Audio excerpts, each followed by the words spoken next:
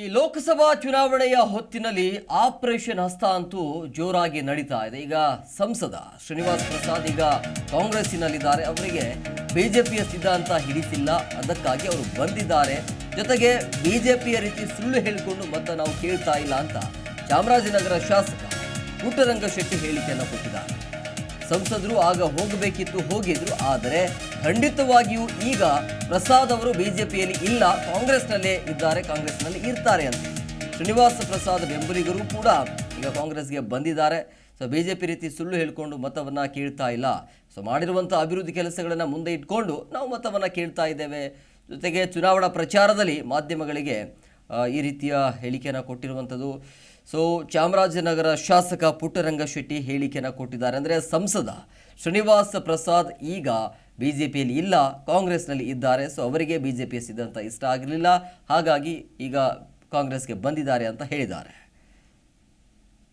ಅನೇಕರು ಸೇರ್ಪಡೆ ಆದ್ರಲ್ಲ, ಏನು ಪ್ರಸಾದ್ ಅವರ ಬೆಂಬಲಿಗರೆಲ್ಲ ಇಲ್ಲಿದ್ರು, ಅವರೆಲ್ಲರೂ ಸೇರ್ತಾರೆ. ಅಂದರೆ ಪ್ರಸಾದ್ ಅವ್ರ ಬೆಂಬಲ ಸಿಗ್ತಾ ಇದೆ ನಿಮಗೆ ಅಂತ?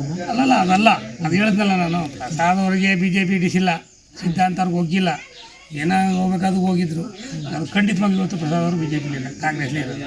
ಅನೇಕರು ಸೇರ್ಪಡೆ ಆದ್ರಲ್ಲ, ಏನು ಪ್ರಸಾದ್ ಅವರ ಬೆಂಬಲಿಗರೆಲ್ಲ ಇಲ್ಲಿದ್ರು, ಅವರೆಲ್ಲರೂ ಸೇರ್ತಾರೆ.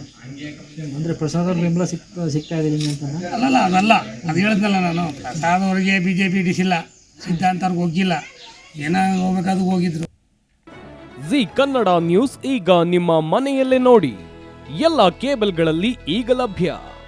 ಸನ್ Direct 292, Jio TV 1334, U digital 162, city cable 51, GTPL 17, Abhishek cables 821, rock line telecommunication 51, Shri Basaveshwara number 60, Vinayaka digital number 53, in digital number 896ರಲ್ಲಿ.